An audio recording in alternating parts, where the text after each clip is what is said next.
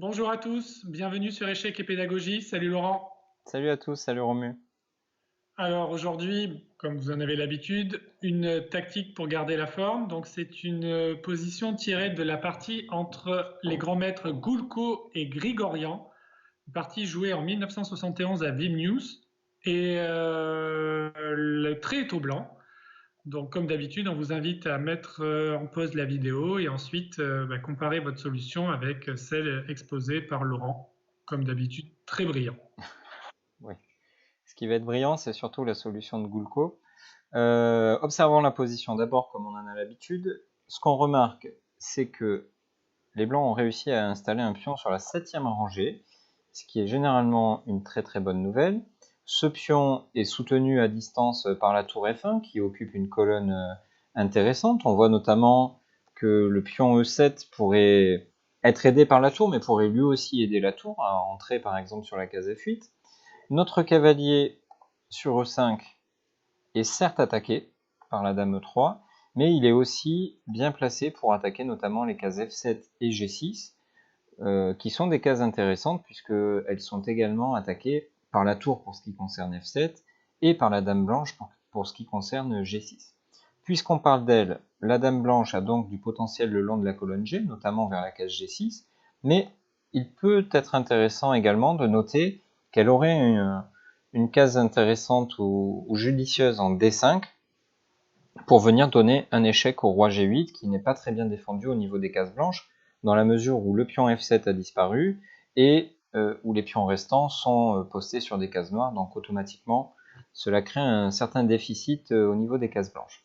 Les noirs, quant à eux, ont donc des petits soucis à se faire au niveau de leur roi G8, qui n'est pas très bien défendu. La tour sur E8 essaie comme elle peut, avec ses bras musclés, de stopper le pion passé. Mais il reste deux pièces plutôt actives, même très actives.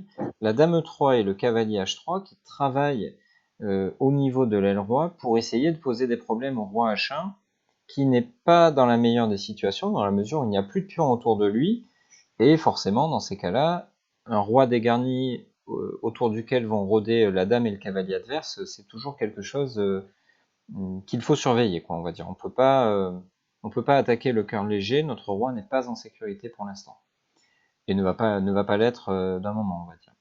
Donc, quels sont les coups qu'il va falloir regarder, et surtout, quel est notre objectif? Donc, premièrement, nous souhaitons attaquer vers le roi. Deuxièmement, si cela s'avère possible, on aimerait faire une promotion. Et troisième élément, nous devons prendre en compte le contre-jeu, la contre-attaque de notre adversaire.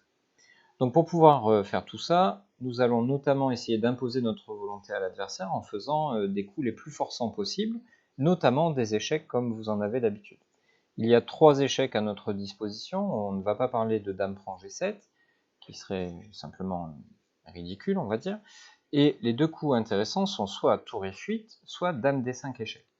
Le coup le plus naturel, peut-être, c'est de jouer dame D5 échec, en se disant je vais éloigner le roi du contrôle de la case F8 pour pouvoir y installer ma tour.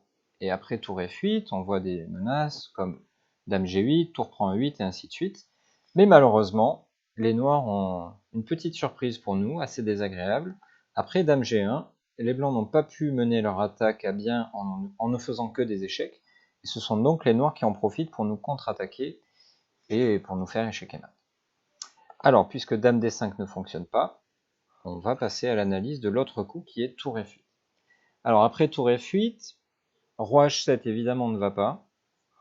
On avait parlé tout à l'heure de la convergence du cavalier et de la dame G2 vers la case G6. Ici, on va en profiter pour jouer un échec et mat un peu plus basique par dame G6. Donc tour F8 a le mérite de forcer un petit peu les événements. Notre adversaire n'a pas le choix, doit accepter la tour sur F8. Et seulement maintenant, nous allons jouer le coup dame D5 échec afin d'éloigner le roi noir de la protection de sa tour. Évidemment, un coup comme tour F7 a l'air très mauvais, on va dire. On va se faire mater avec les noirs après dame prend F7. Imaginons roi H8. Promotion pour faire une deuxième dame. Évidemment, on ne s'endort pas en cours de route parce que notre adversaire menace de nous faire mat en G1 comme on l'a déjà vu, mais en ne faisant que des échecs, on parvient à faire mat facilement. Donc le seul coup pour les noirs après dame D5 est le coup roi H7. Et c'est le moment, mon cher Romu, où je vais te donner la parole pour que tu puisses nous exposer quel est le prochain coup. Parce qu'ici, on est très inquiet, on a l'impression que les blancs ont oublié la menace dame G1. Alors, on a l'impression, mais bon, visiblement, ils ont gardé le contrôle de la position. Tu l'as dit, il est important, voire vital, de continuer à faire des échecs. Et en fait, il y en a un qui est un petit peu spécial, c'est de prendre la tour, mais en faisant promotion non pas dame, mais cavalier. Le Donc, fameux. le fameux. Donc, qui force roi H8, puisque Mhm. la case G8 étant contrôlée par la dame D5. Et ici, on obtient un joli tableau de maths avec cavalier E, G6, mat. Donc on voit l'action combinée des deux cavaliers. Le cavalier F8 contrôle H7, le cavalier G6 fait mat, et la dame D5 prend la case G8 au cavalier. Donc un tableau de maths vraiment très joli, très esthétique, et surtout qui intervient avec une sous-promotion, ce qui est assez rarissime dans une partie où il y a encore quand même beaucoup de pièces sur l'échiquier. Donc, Exactement. ouais. Donc merci beaucoup Laurent, parce que Merci à c'est toi. une fin de partie assez amusante et assez esthétique. Donc avec Tour F8, donc ce Tour F8 qui a lancé un peu les hostilités et cette sous-promotion qui était un peu la cerise sur le gâteau. Donc on espère que ça vous aura plu et n'hésitez pas à nous faire vos retours dans les commentaires. Et bien évidemment, abonnez-vous à la chaîne si ce n'est pas déjà fait. C'est important pour nous de savoir qu'on est suivi par de plus en plus de followers. Et on vous donne rendez-vous dès demain pour une nouvelle vidéo. Au revoir. À bientôt.